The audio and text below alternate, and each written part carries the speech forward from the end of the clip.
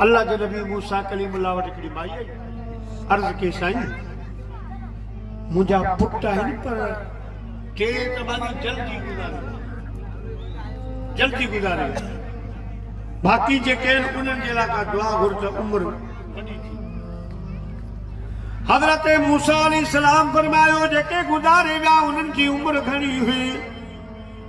अर्ज़ के साईं हिकिड़े जी 300 साल, ॿिए जी 200 साल, टे जी 100 साल। तो हज़रत मूसा अलैहिस्सलाम मुर्की पे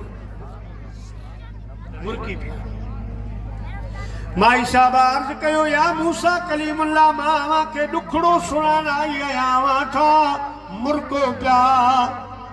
मूसा अलैहिस्सलाम फरमायो भाई मां तुझी गाल ते कोन पियो मुर्का, मुखे मदीने जे मीर जी उम्मत याद आई। माई पुछण लगी कीअं? मूसा अलैहिस्सलाम फरमायो भाई साहब अल्लाह जो आखिरी नबी दुनिया जे तके ते ईंदो, अल्लाह पाक उनखे भी उम्मत अता फरमाई आ, पर सदन उम्मत जी उम्र बिल्कुल रब थोड़ी रखी आ के दुनिया में अची साह खणंदा त गुज़ारे वेंदा, के साल जा हूंदा गुज़ारे वेंदा, के 2 सालनि जा गुज़ारे वेंदा, के 5 साल, के 10 साल, को 50, को 60, 70, 80, के वञी 100 खे पुॼंदा, के वञी 100 पार कंदा, पर घणी उम्र कान हूंदी। भाई साहब उन्हनि जूं बि मावरूं हुजूं, उन्हनि जूं बि माऊं त सब्र कजूं जिनजा पुट साल जा थी गुज़ारे वेंदा।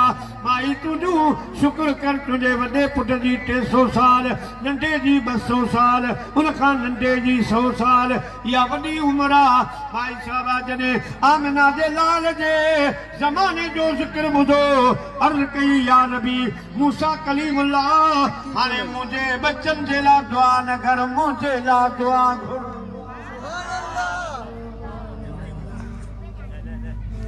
साईं फरमायो तुंहिंजे लाइ कहिड़ी दुआ घुरां? अर्ज़ कई या कलीम दुआ या घुर त मूंखे रब हाणे घुराए वठे, मां गुज़ारे वञा।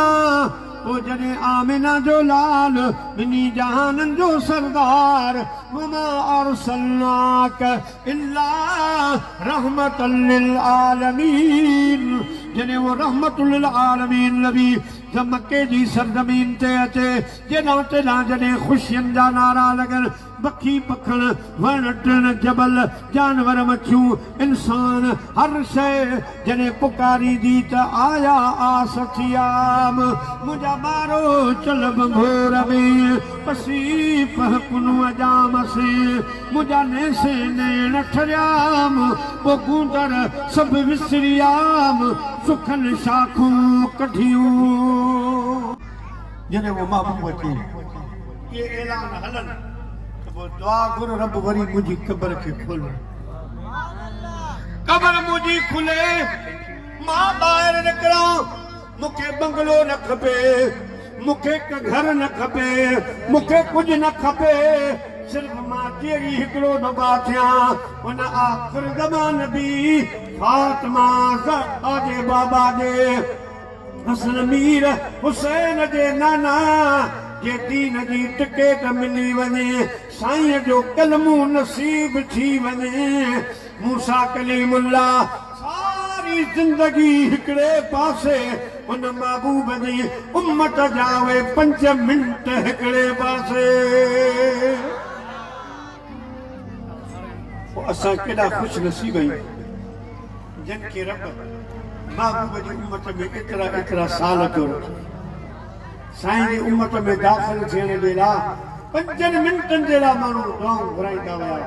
हज़रत मूसा अलैहिस्सलाम दुआ पियो करे मौला काश मूंखे महबूब जो उम्मती बनाए, मुस्तफा जो उम्मती बनाई। हा असां ख़ुशि नसीब आहियूं। तॾहिं त अल्लाह पाक फरमायो लक़द मन्नल्लाहु अलल मुमिनीन इज़ बअस फ़ीहिम रसूला। मोमिनो अवां जे मथां मुंहिंजो थोरो अवां खे रसूलुल्लाह जी उम्मत बनायो, अवां खे महबूब जो कलमो पढ़ायो आहे। इहो वॾे में वॾो थोरो आहे। लिहाजा मोमिनो अवां जे मथां थोरो आ, अवां जे मथां एहसान आ।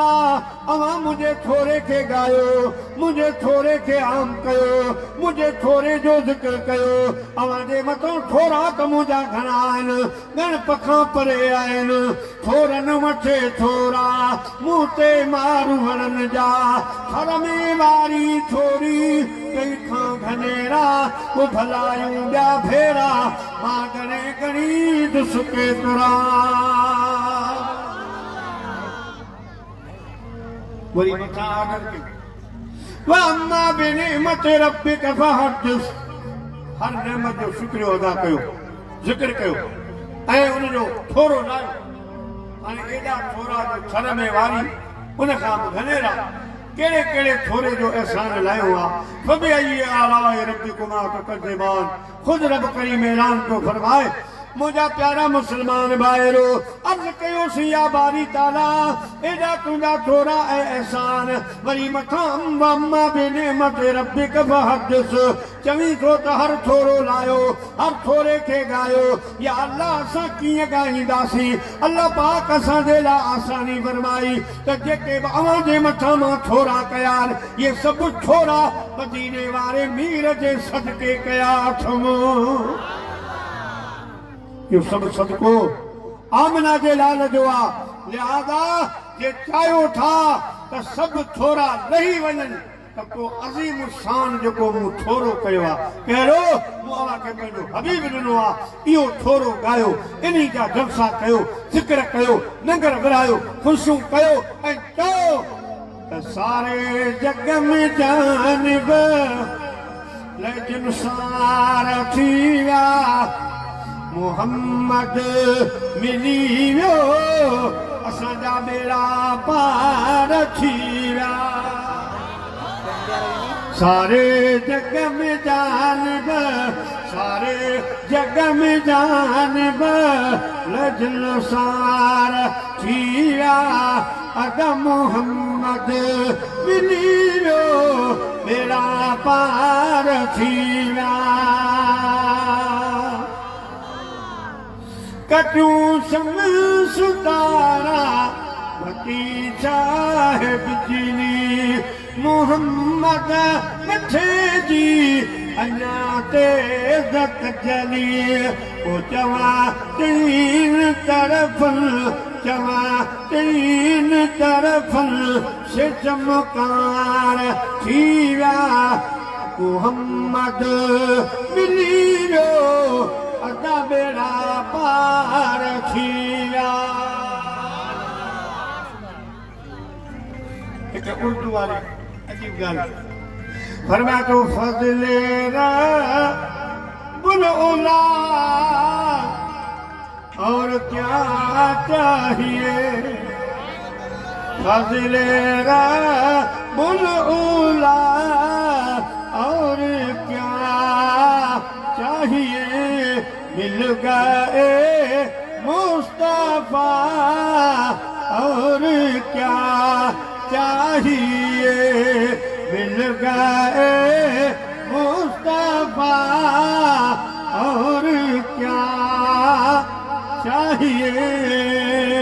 प्यारा मुसलमान भाइयों, अल्लाह पाक फरमायो जे थोरा लाइण था चाहियो त मुझे महबूब जा मीलाद मल्हाए, उर्स लंगर करे, मुझे मुस्तफा जो थोरो मञो ऐं शुक्रियो अदा कयो।